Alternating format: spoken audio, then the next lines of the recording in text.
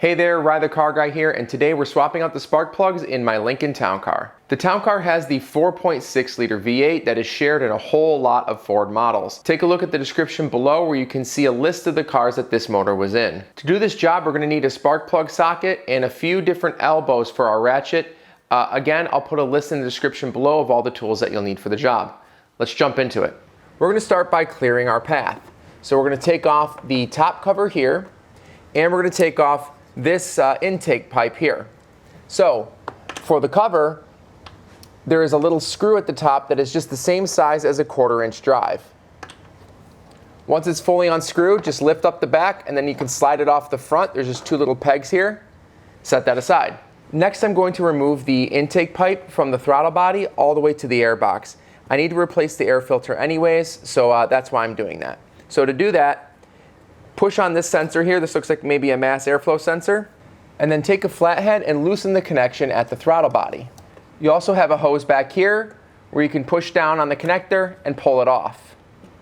Once you have all that done, simply unclick the air box, open that up, and then slide it off your throttle body. Set it aside and we'll move forward. So we're going to start on the driver's side of the motor. So if you're looking at the front of the car, that's the right side. These are coil on plug design, meaning each individual spark plug has a coil sitting on top of it and it has a wire being plugged into it. So the first thing we want to do is unplug the coil pack. So you can do that by pushing up on this little piece here and then sliding that plug out. Just set it aside. And we're just going to do one at a time. So it also has a 7mm bolt that holds the coil in place. You can break that loose with a little wrench, or if you have some elbows for your ratchet, you can break it loose that way as well. I'm just going to unscrew it with my fingers once we broke it loose. So I have the screw out, just set that aside, and now we just pull to pop it off the plug. There we are. Just set this aside, and then we're going to pull the spark plug out. Now that we have the coil pack out, get your ratchet and put a few elbows on it. So this here is a spark plug socket that has an elbow built in, and then I have an extender, and then I have another elbow. We're not necessarily going to need it for this first cylinder. However, once we get back here, you see that the fuel line is in the way. It's kind of covering each coil and obviously the spark plug below it. So you'll need this in the future, but for now, let's just get this spark plug out and swap it. So just drop your ratchet in. There we go. For this one, I put my longer extender on because I didn't need that elbow. But once you break it loose, just back it out. And there you go. Now you have your spark plug out. So let's go get a new spark plug and replace it. Okay, so once we have our new spark plugs out, we need to make sure that they are spaced correctly. So these spark plugs for this motor need to be spaced at 0.054 inches. We do that by using our feeler gauge, sliding it underneath the electrode, and turning it until it stops. Notice it stopped just above 0.050. So I need to pull it out, grab this circle here, and bend it back ever so slightly. There we go. So we're right below 0.055. So that's the gap we want. Now that this is gapped correctly, we can go install it into the motor. So to reinstall the spark plug in this motor, it tells you not to use anti-seize. So we're not going to use anti-seize, we're just going to install the spark plug as is. However, when we put the boot back on, we are going to use some dielectric grease. So just push this back into your spark plug socket, and then very carefully slide it back down.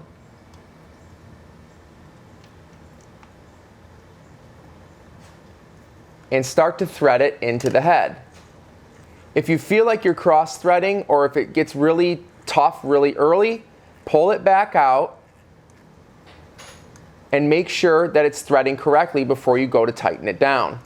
So at this point, we want to make sure we're at the proper torque. So I'm going to grab my torque wrench, and the torque specs for each of these spark plugs is 15 foot-pounds. If you only have a smaller torque wrench and it's measured in inch-pounds, that would be 180 inch-pounds. So let's tighten this down to the proper spec and we'll get the boot back on. Now that that's taken care of, we just want to get a little bit of dielectric grease, dab it onto the end of our boot, just like that, and set the coil pack back in place. Once you feel it pop onto the spark plug, make sure that you push down firmly. And once it's in place, we reinstall our screw and plug it back in.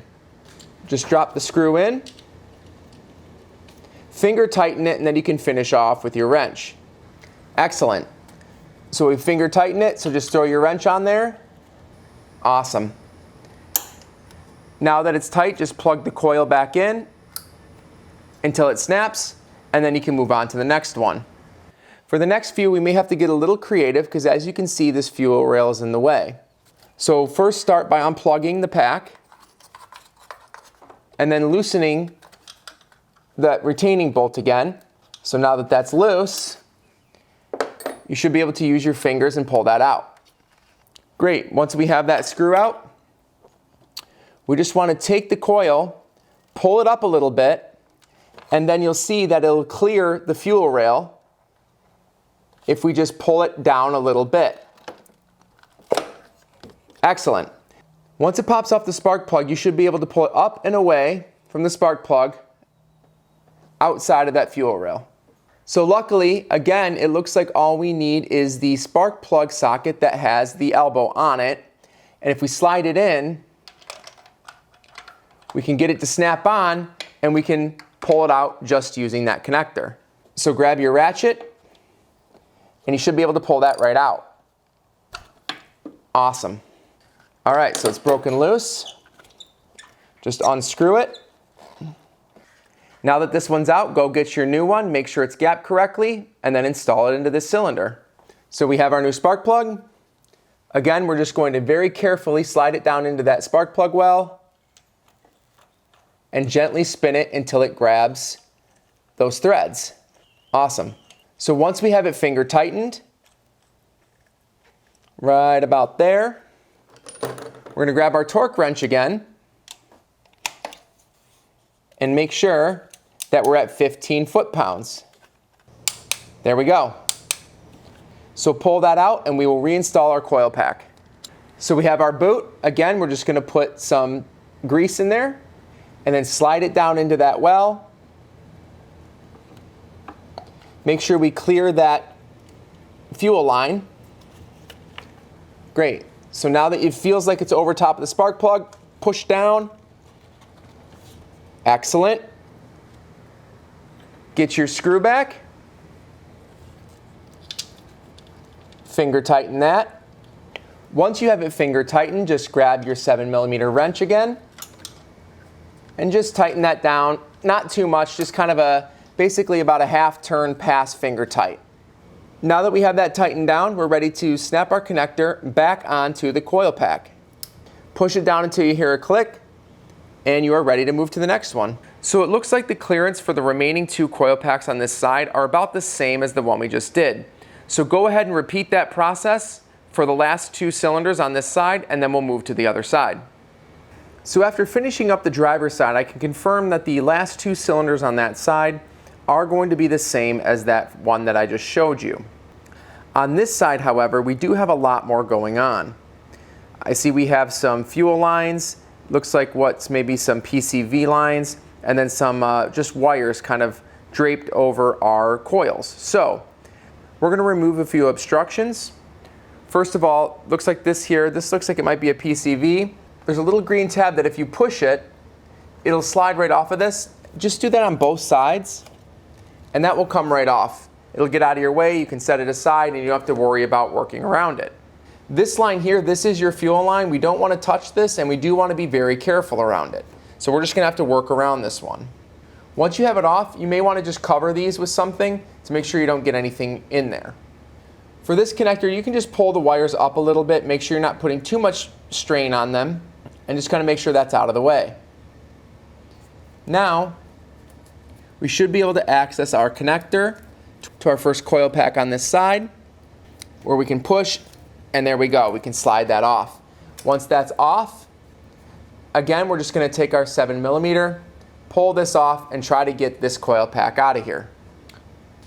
Great, now that we broke it loose, we just kind of got to get our fingers in there and pull it off of that pack. Excellent, so once we have that out, set that aside. And now we got to figure out how we're going to get this coil pack out of here. If we pull it up a little bit and then turn it, it should slide out right through here. Excellent. So now that we have that out, we just got to get our ratchet and pull that spark plug out. Drop your spark plug socket down there. And now we should be able to just twist it right off. Now that we have it out, we need to go grab our new one and replace it. Here's our new spark plug. Just like the rest, carefully drop them in and then make sure it catches those threads. Feels good. And then once you're finger tight, get it down to 15 foot-pounds. As with the others, grease up our boot and put it in the same way that we got it out. So that's on the left side of that fuel rail, and just kind of work it in there. Make sure you're guiding the boot in. Right there, excellent. And then as you're pushing it through, it'll kind of fall into place. Awesome. Push it down, make sure it's seated on that spark plug, and then put your screw back in and reconnect the coil. All right, we have the screw in. We just plug that back in until it snaps, and that's it. Once we remove the PCV valve, the other three are actually going to be easier than the first. So go ahead and just repeat that process for the last 3 cylinders. So that's it for this job. Relatively easy for a spark plug job. I've worked on some motors where it is an absolute bear just to get to the spark plugs. When you're done swapping out those spark plugs, make sure you put your air intake back on and the engine cover. Also wear gloves. I had to work with some cameras and some intricate things, so I couldn't, but make sure you're wearing gloves. It not only protects your fingers, but keeps them clean. If you like this video, please be sure to hit that like button and subscribe for more content like this. Also, be sure to hit that bell so you're notified when new videos come out, and I'll see you in the next one.